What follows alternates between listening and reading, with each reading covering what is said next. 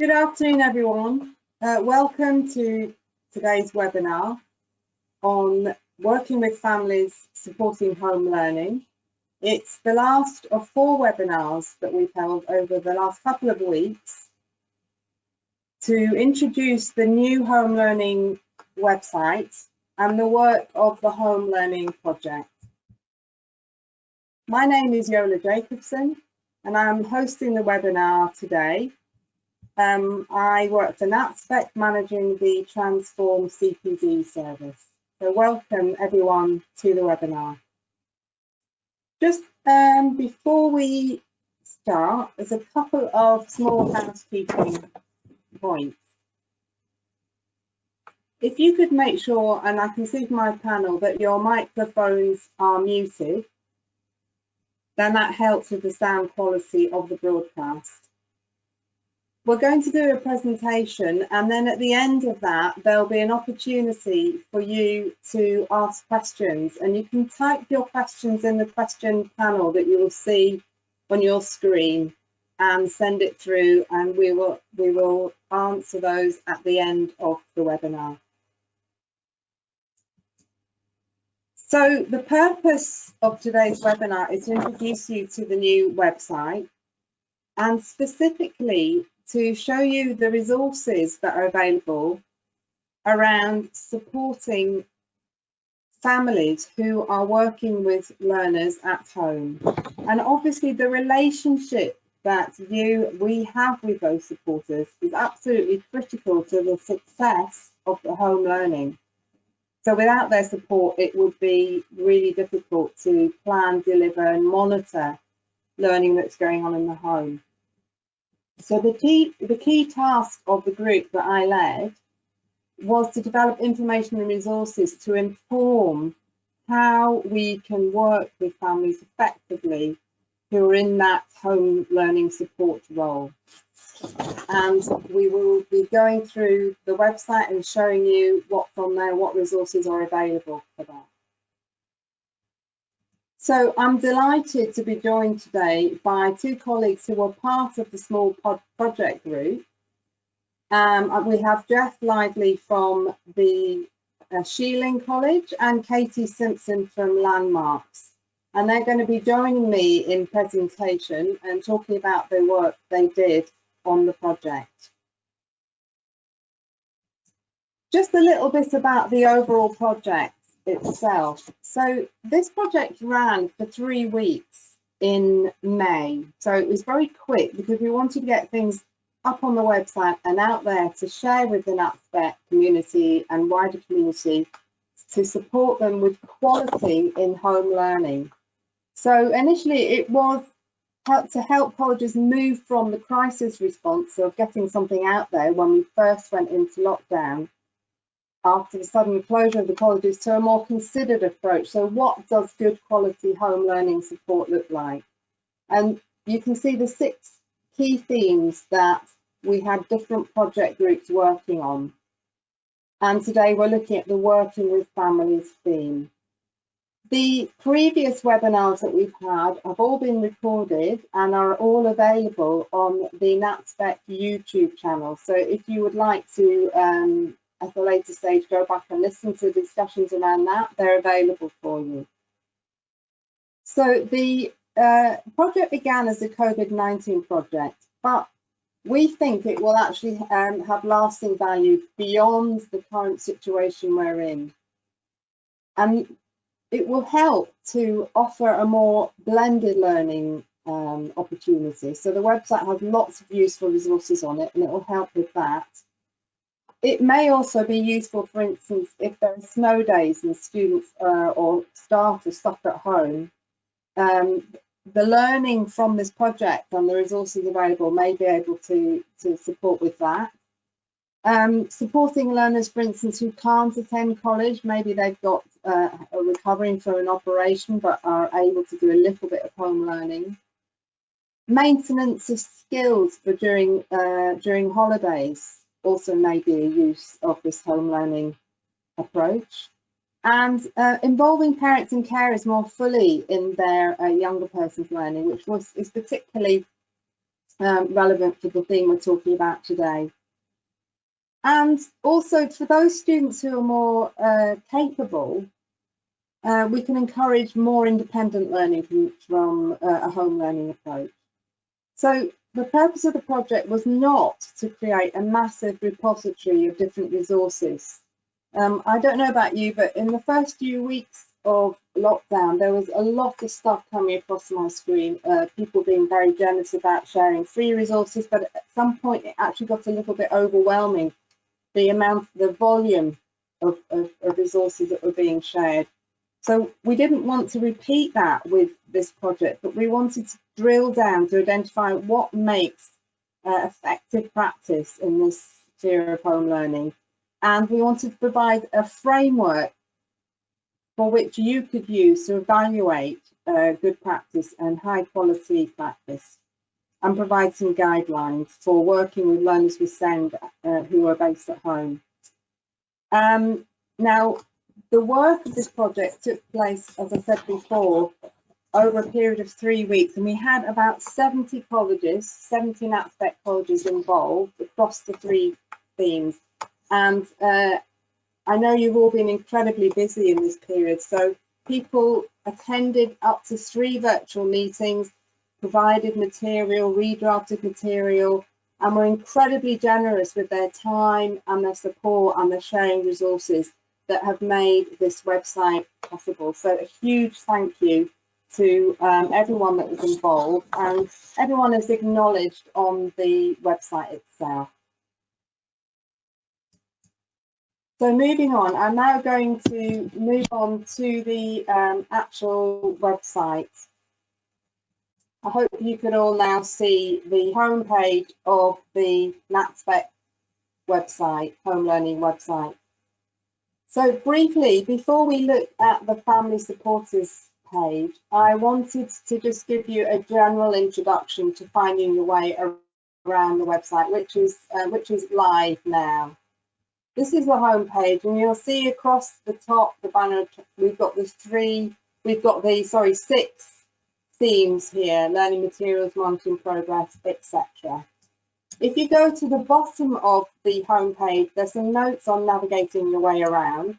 So you can navigate through the different themes that we just looked at, or you can navigate straight through to the actual learning materials and learning resources for each of those themes.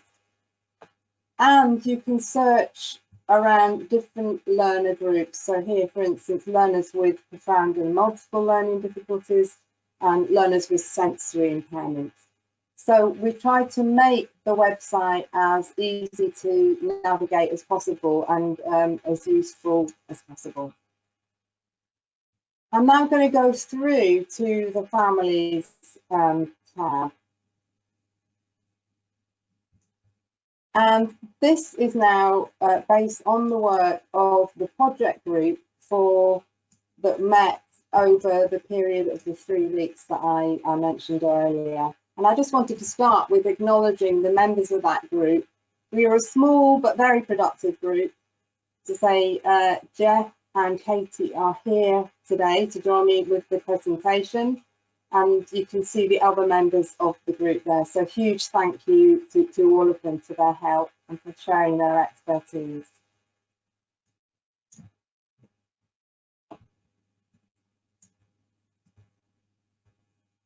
So going back to the top of the page, we start with a summary of what's available. So we've got a self-audit tool, some tips on maintaining and establishing and maintaining relationships with parents, etc. Information about different types of home learning support, advice from parents to other parents, and we have displayed this in a way that we want you to use, but we want to make sure that it's flexible. So there'll be so many different kinds of needs for different learners. So take material which has been generously offered, but adapt it to your purpose. We had a quite detailed discussion in our group about safeguarding issues, and we felt it was really important to put up front a note on safeguarding, which you will see here. And it's 3 key points about considering the situation at home before any home learning starts, and really making sure that you're not going to be putting any undue pressure on parents and carers.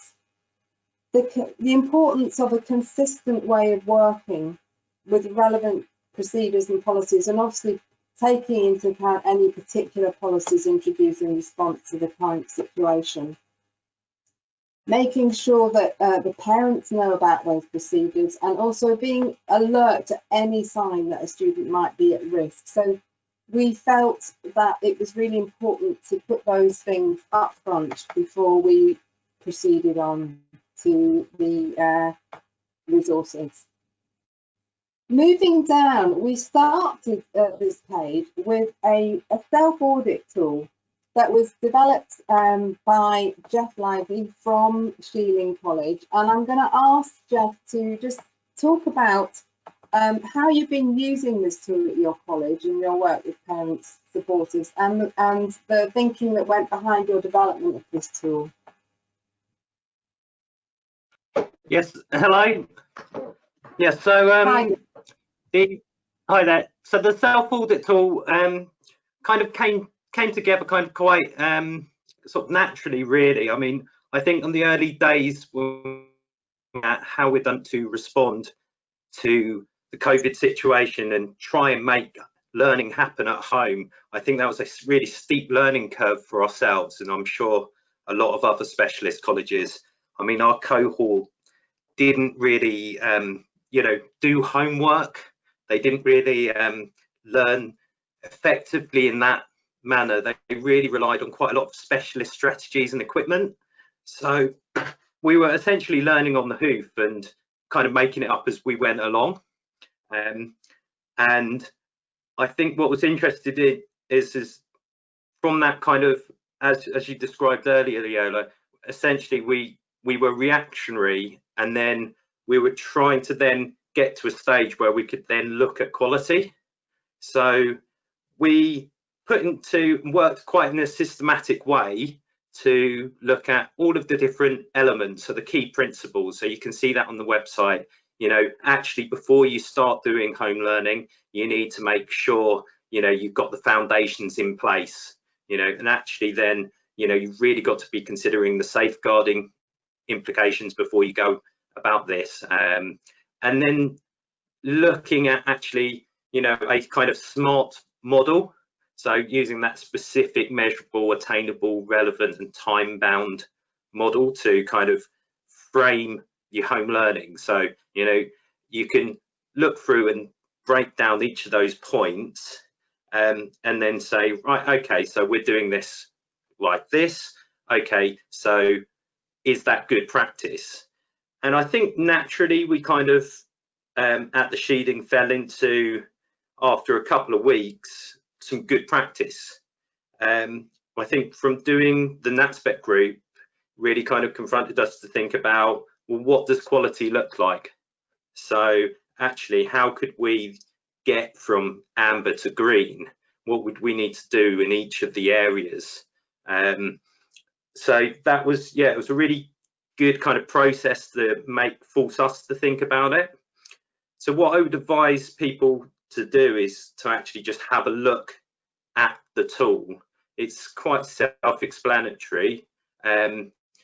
We wrote a whole bunch of descriptors. So if you click on the self-audit guidance document, I would have a look at that document there, and that will then automatically download once you click on it, and you'll see that there's RAG ratings, which are, you know, red, amber, green, and there's descriptions under each of these categories. So you can read the descriptions and see which one fits your current provision.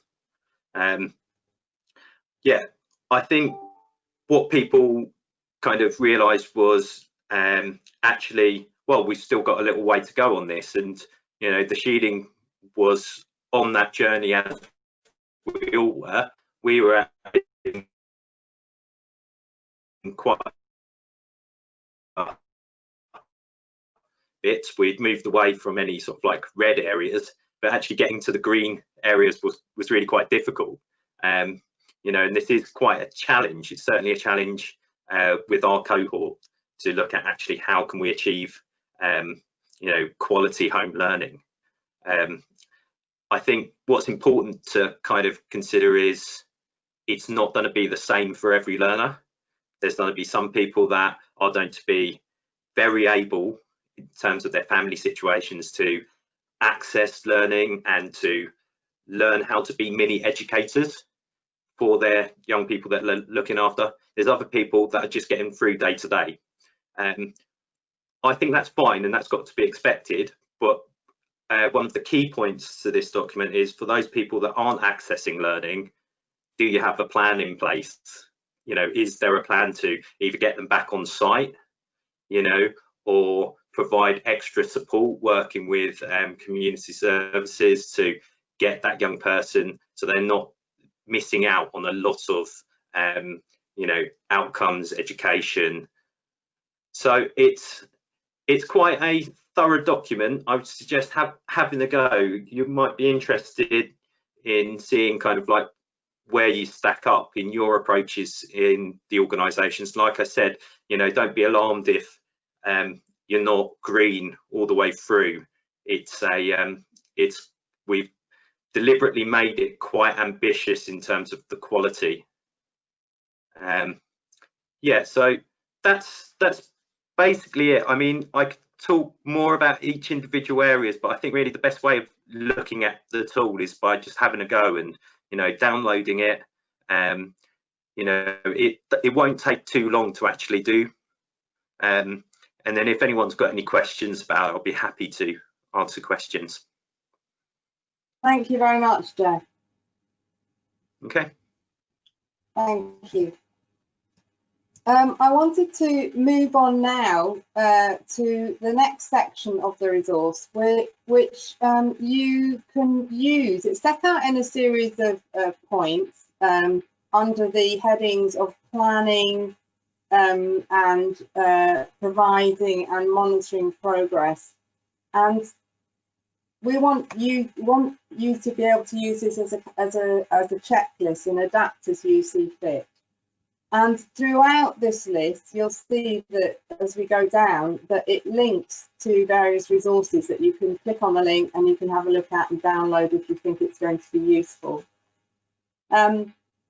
Starting with the planning, some of the basics which you'll be familiar with. So making sure that you start by establishing that all-important rapport and relationship with the student, with the parents, and understanding so they can have an understanding of what's going to be expected and also what you can expect of them.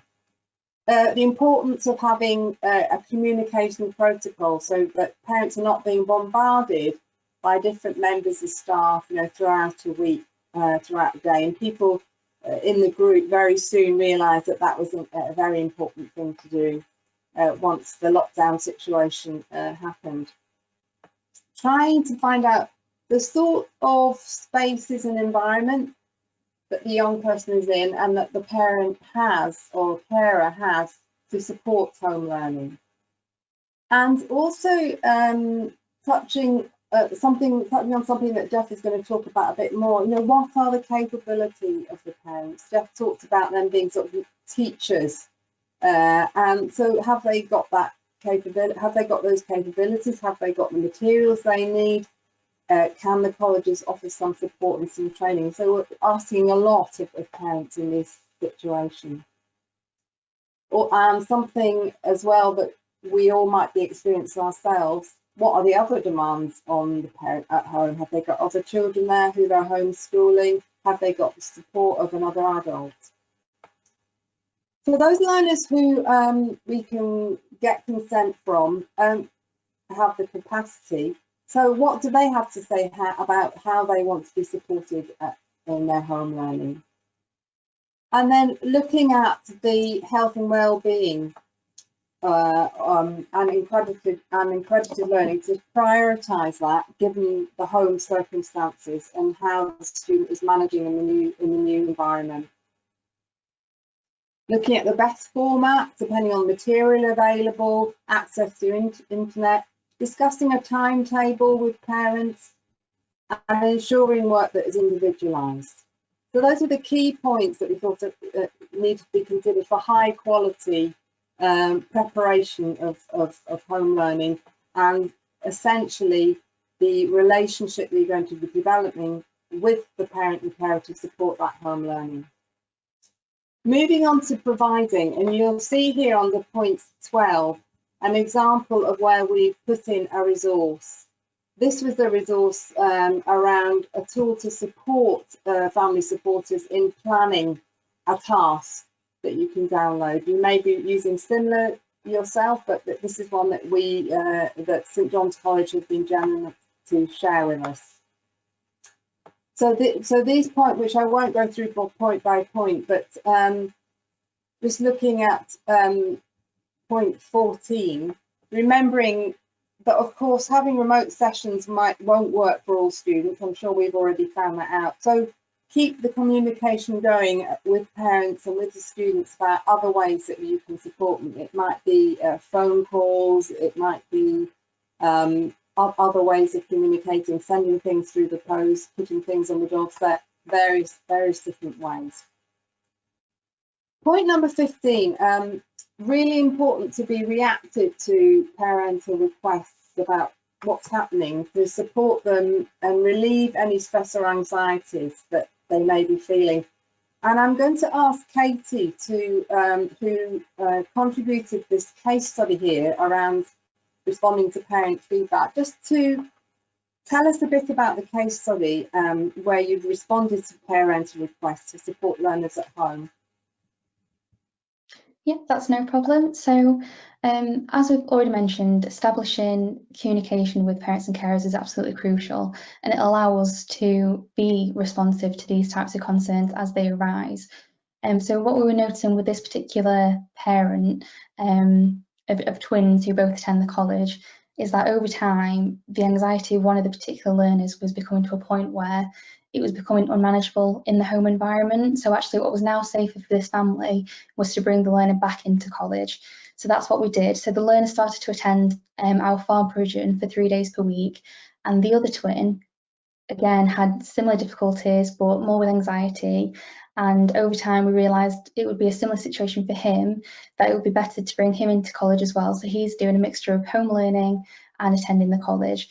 So overall, by having this approach, it's managed to help the family as a whole. So to reduce anxieties of both the learners, to reduce that behaviour back down to a more manageable level for the parent, and just to provide as much support as we can as a college to support the parent in dealing with this.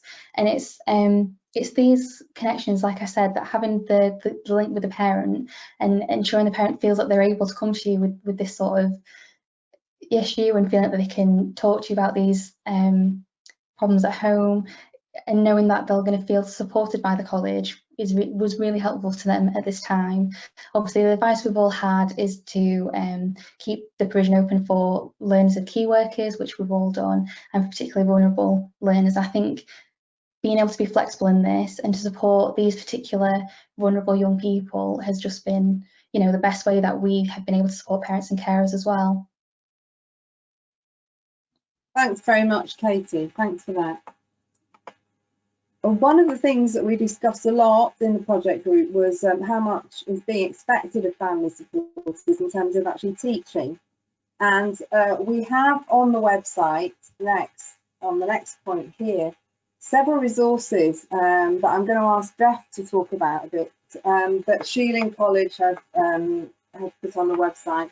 And this includes YouTube videos around guidance to parents and carers and some technology guides. So Geoff, could you just say a little bit about these resources, how you develop them and how they're being used in a home learning situation? Yeah, sure.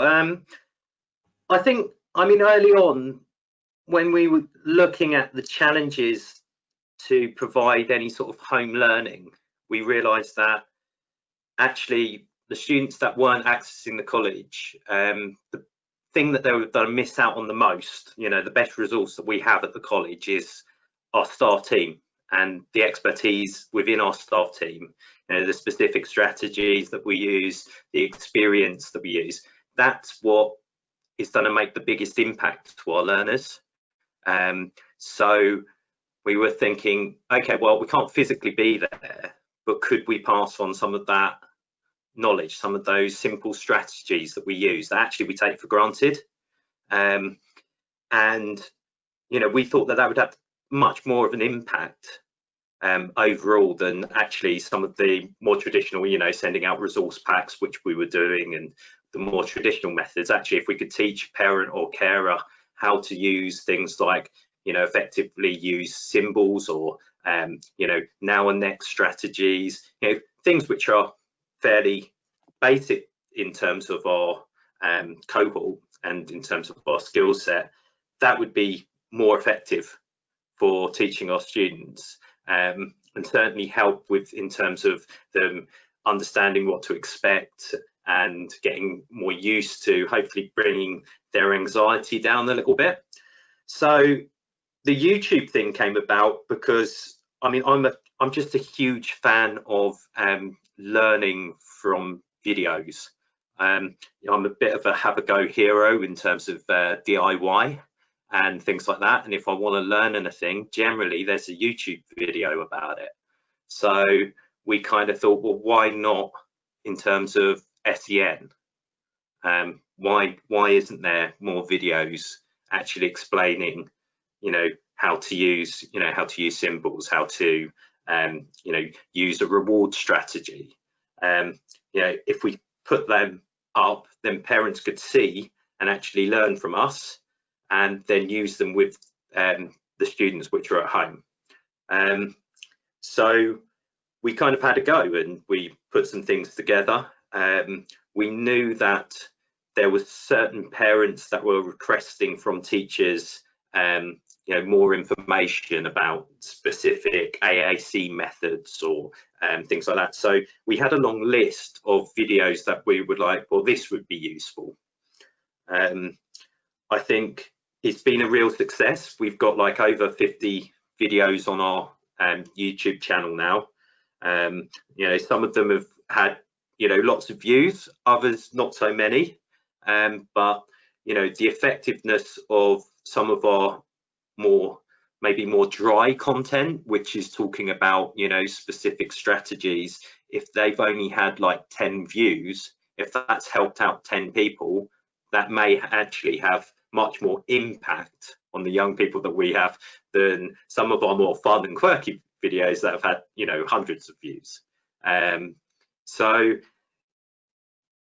it's something that kind of we were able to do it, so we thought, well, let's have a go. And then the parent feedback was really, really great, so we then got momentum, and we're still putting new videos up every day, and it's been really a nice way of doing things. That being said, there's also, we needed to think about step-by-step guides and things like that around providing more traditional means of certainly like using technology, using like software to create resources. So that's been done through a combination of actually little guides that we've sent out, and they can be found on just by clicking on the simple technology guides. There's things around e-safety that we've sent out. There's things around actually how to access Microsoft Teams to do video tutorials or catch-ups and things like that. So I think the idea of giving training to parents and carers has really kind of made us think very differently about that and the impact of that. And actually, this is possible. If we can upskill parents and carers, that's going to have a really profound impact of the people we support. Thanks very much, Geoff. Okay. Thank you. Moving on now, you can see there, as Geoff was saying, where you can download these resources. And we've also got a resource from National Star around online therapy guidance for that takes place at the home for parents and carers.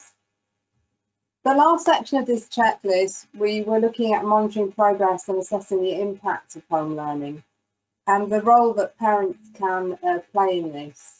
And you'll have noticed that right at the beginning of the webinar that there is a whole separate project page about this. The first tab at the top of the project is all about monitoring progress, and there's some really useful resources there. But we've included another resource from Sheiling College, of a case study about how a parent of a student in their final year at college was being supported to record progress with learning at home. And one of the key things is to make sure that any format that you're providing is really accessible and clear and easy for parents to use, because it can always be added to with more detail by staff. In some cases, you may want to think about some training for parents about how to actually use the assessment tools. And looking carefully to how you actually involve the student in the tracking and monitoring progress. Again, around access, easy to manage approach, but also making sure that the learner voice is foremost there. So hopefully those resources will be useful for you. Moving on now to the next section of this page. And we had a lot of discussions about what sort of home learning support parents are providing in the current situation in lockdown to support their son or daughter with learning. And Katie provided a short report from Landmarks about what was happening there, which summarises some of the home learning that parents are involved in, some of the techniques that they're using. And Katie, I wanted to ask you if you could just tell us a little bit more about what's been going on with parents, and say a little bit more about the feedback you've had from parents. Yes, of course. So to start with, just before moving into lockdown, like I'm sure many other colleges did, we very quickly started to produce a lot of paper packs, work packs that could be sent home for learners to start completing at home. But then we very quickly realised that this isn't very accessible for a lot of our learners. It's not the way that we typically work. The way our sessions work are very practical and try to engage the learners in more practical and independence-based tasks. So the worksheet side of it was a bit more tricky. So we started to think a bit more creatively about different ways we can get learners and their parents and carers involved at home. So a couple of the different ideas we had was to really focus on the independent skills that they're learning in the home and how we can connect that to their targets and how we can show that they are progressing in these independent skills at home. So parents have been taking pictures of our learners engaged in these sorts of tasks at home. It could be cleaning the car or doing the dishwasher or any other skills that they need to really focus on. A particular area is cooking. So we have a bistro at the college which learners really enjoy being in, and they make meals for the staff and other learners, and it's a really popular session. And something that we've tried to do to recreate that at home is having cook along with me sessions. So some tutors have been calling parents and carers and the learners on Zoom or other video chat platforms, and basically cooking alongside each other following the same recipe, which has been really successful. And another thing we've been doing is learners who have been on site accessing the provision have been creating recipes as well, and that's been recorded and put on our Facebook page. Just a couple of other ideas is that some parents and carers have been joining in with starter activities, so just joining the very start of an online session and then leaving the learner to finish off the session independently. And some have been engaging in our quizzes. So we've been having weekly Kahoot/Zoom quizzes, which have been a massive hit. It's been a really popular, sort of more fun, less formal learning activity that learners have been getting involved with. So that's just some of the ideas that we've been using at Landmarks with parents and carers. And with some of the feedback that we've had some comments about the sort of levels of support. So parents and carers were worried that they might not be able to give the same level of support that the college can provide, but in the home environment, but through the support of the teaching team, the learning support assistants who've been in regular contact, they feel that they have the confidence now to do that as best as they can at home as well, which is great. And yeah, just confidence really in being able to do that, and the different types of sessions that we've had on offer and the resources that we've sent out, parents have really appreciated that input from the college. But as Yola said, the report is on the website, so for more information, you can just have a read through that. Thank you very much, Katie. So several of the colleges involved in this project spent a bit of time actually sending out surveys to their parents to find out what they thought was most effective in terms of support for them and in terms of the home learning that was going on for their son or daughter. And we thought it would be useful to organise these, the findings, the data from those surveys that were done very quickly, but we've got quite a few responses amongst the different colleges into themes. And we've organised them here into learning resources, so the type of effective learning resources that parents thought were particularly effective. You can see some bullet points here, a range of things here, practical activities, a variety of worksheets, videos people were popular, and going back to this theme of having a timetable and having a structured state, several times this came up in different parts of the project, how helpful it is to provide a timetable, a structure that a parent can use and work from the day.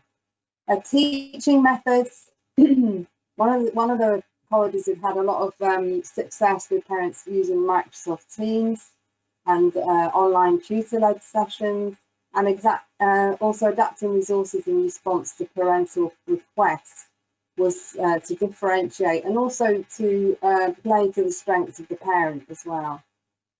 And then the face-to-face staff contact with staff through video teaching, really important. Communication. The other thing that's obviously really important is face-to-face contact with other learners as well.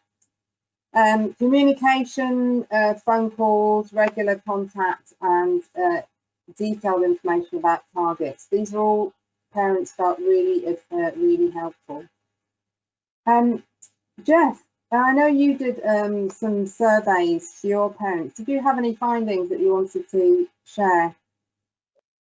Yeah, I mean, I think you've summarised fairly well, Yola. I mean, probably the most common theme that came back from the surveys was that feeling of connection. I think a lot of our families and the young people that we support really did feel quite, you know, kind of on their own in a sense when this all started, that the dread of the, well, no one knows when this is going to go on, how long this is going on for, and actually to have that contact with teaching staff, you know, in different models, whether phone calls, emails, video calls, that connection to the college was really, really key and got them through a lot of very difficult times. Also, they said that again, going back to the videos were really effective at doing that because they could see familiar faces. So they could see, you know, their TA or their staff member that they're used to working with on these videos, and that gave that feeling of connection to that young person. Well, one of the more surprising kind of outcomes was how popular the PE videos were. One staff member did a simple PE video, and pretty much all of the parents that were asked actually said, you know, they've been doing the PE video at home, and that's been really successful. You know, and that's great. And obviously, in a response to that, then we would be able to make some more PE videos. So yeah, it was an interesting one. You know, the feedback was a bit mixed, and I'm sure, you know, I think what was really interested in is the fact that some parents and carers, you know, were feeling like they had a big support network. They felt like actually that everything was, you know, going well, and they were really managing to excel with the home learning, with what we were providing. And then there was other parents and carers that were really just struggling to get through the day. and actually the methods of support that were possible to give them, you know, it still wasn't enough. And those were obviously the students that we prioritized to then get back on site. So it kind of informed, the communication we were getting through was informing all sorts of things like risk assessment and, you know, so we've had to do a very joint up approach. But yeah, it's, you know, it's obviously really reassuring when you put in work and then you get good feedback. And, you know, on the whole, we really have got, you know, some really very positive feedback. I think a lot of people talked about the fact that we were very focused on, you know, the promotion of positive well-being. Just actually, it wasn't, the key focus wasn't on home learning. It was, how are you doing? Okay, you know, do you think you might be able, you know, would they like to access any activities? That's fantastic. Okay, well, these are some of the things that we've been doing with other people. You know, so the focus wasn't on, right, you should be doing home learning. The focus was, how are you? Okay, would you like to access some home learning? And I think that was really, really important. And that was praised a lot from our parent feedback. Thank you, Geoff. Thank you. And just to remind people that there was a whole stream about wellbeing and home learning, which is one of the tabs on the website, where there's lots of resources to, you know, picking up from what Geoff has just said. So we're coming towards the end of this resource now, and just to remind you, if you've got any questions, you can type them in the text box. But just before we finish, the last section of the resource is some points that parents made to other parents in supporting them around their home learning role. And I thought these were really important. We all thought they were really important to include in the resource. And it's a reassurance that not to be too hard on yourself. You know, ask for the help from staff if it's available. Ask for it. How to arrange your day, making sure you can switch off and have a break. And starting the day with something really that gives you a lot of energy, and if possible, going out and going for a walk. The situation we're working in has changed so rapidly over the last couple of months. So this happened in May when the lockdown was much more severe, but obviously there's more opportunity now for people to get out and about. And just repeating that point that Geoff was making, the mental well-being of the learner must come first, and the whole family. Advice, you know, around not having unrealistic expectations. Don't expect too much, you know, just achieve little things each day and build up. And we'll all have good days and bad days, and to reassure people that sometimes it will go well, sometimes it won't. And then, if possible, sharing that load among other members of the family, if that's possible. And this theme coming back around having a structured timetable, parents found really useful, and trying to set a simple routine, but making sure that you can be flexible allowed for those good days and bad days, and also the needs of all the other family members. So those tips, I think can be really useful and reassuring to parents. Geoff mentioned that some parents felt really supported by existing support groups and networks, but not all. So we have included a few useful resources at the end around parent-carer forums, and then a few resources here, because bearing in mind what I said at the beginning of the presentation, we didn't want to bombard you with lists and lists of resources, but these were felt to be particularly effective for use at home for our parents and carers. So I think that brings us to the end of the presentation, and we do have some time for questions.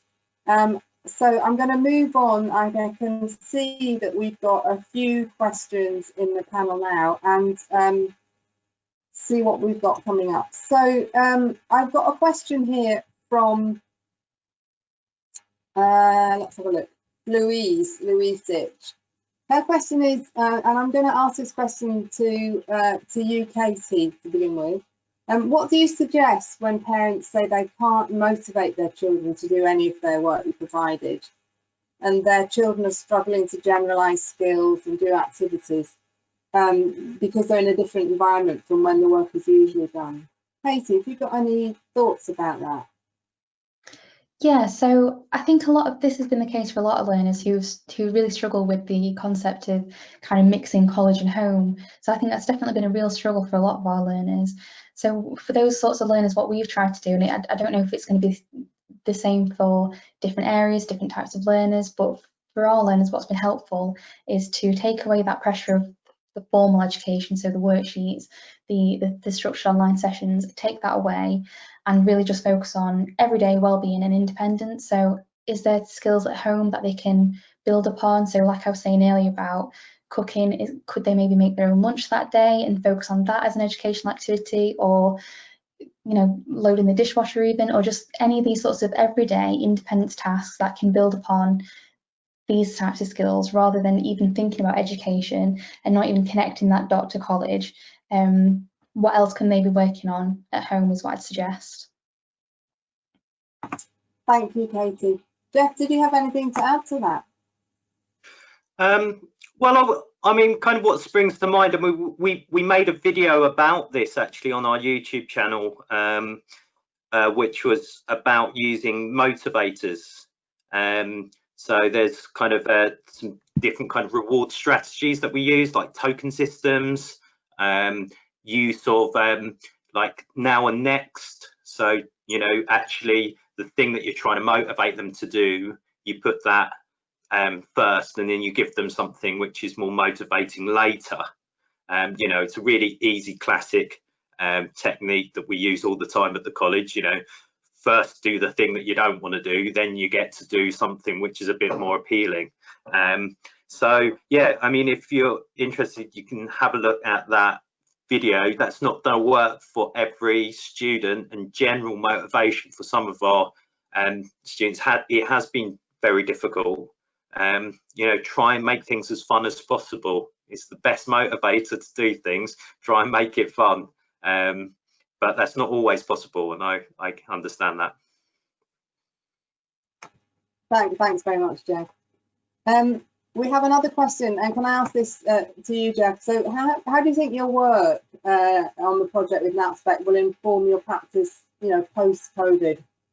Okay, yeah, it's a good question. I think it's going to inform our practice in a number of ways. I mean, on a really practical sense, what has been really useful is having a whole bank of resources online which we can use quickly in classrooms. So at the moment, I'm sure a lot of you have students that have come back, maybe with different teachers. We're providing some sort of education service, but it's not like what we had before, because different staff zones and things like that in place. Sometimes our students will finish something much quicker than expected. You won't necessarily have an extension activity to hand. You can say, oh, we'll go on the YouTube channel and do this video. That's been really handy. It's also made me think a lot about training staff. So in the same way that we're training parents and carers to use this, a new staff member coming in, if they're struggling with something like using a token system as a reward strategy, for instance, I can say, go and just spend 10 minutes, have a look at that video, and you'll see why you're doing that slightly wrong. There's a whole load of videos on there where people can really upskill themselves, and and they're in some quite niche areas as well, because we've done them as parents have requested them. So things like specific communication AAC resources, if you want to learn a bit more about them. So suddenly you've got a new student and they're using a pod book, for instance, and you've never used a pod book before, you can go and have a look at a video of how to use it. And it's going to speed up some areas of training. And I think generally it's going to make us think about things like holiday breaks, a little bit different. I'm not suggesting that, you know, our students have access to teachers through the summer holidays, you know, heaven forbid, but there might be a bit more kind of thought around actually continuing some learning that goes on during that time through some of the resources that are already available. So I think that's really quite interesting, trying to get that skills retention, because we often find that our students come back from holiday breaks and it's like, right, here we go again. We're going to have to, like, you know, re-go over some of these things because actually some of the skills have been lost because they've not had the same level of demands and things like that. It's not going to be able to fix all of that, but I think it's going to be certainly helpful. Thanks very much, Geoff. Katie, did you have anything to add to that? I think just to echo what Geoff's been saying, really, is that it's really showing us how we can continue to work or take some of these practices going forwards. We've found that some learners have actually really preferred this kind of method of home learning, and we've seen great levels of engagement for particular groups of learners than we have for others. So I think even moving beyond COVID-19, we might still continue to offer online sessions for some learners and really think about how we can continue these types of sessions and activities and ways of working going forward. Thank you, Katie. Thank you. Right, well, that brings us to the end of today's webinar. There are no more questions. So I'm going to leave you with the link, so the homelearning.natspec.org. That's the link for the website. I hope you enjoy looking at it and you find it useful. And a huge thank you to everyone involved in the project. And also a massive thank you to Geoff and Katie for co-presenting the webinar with me today. So I hope you have a good rest of the day, everybody, and thank you for attending the webinar. Goodbye.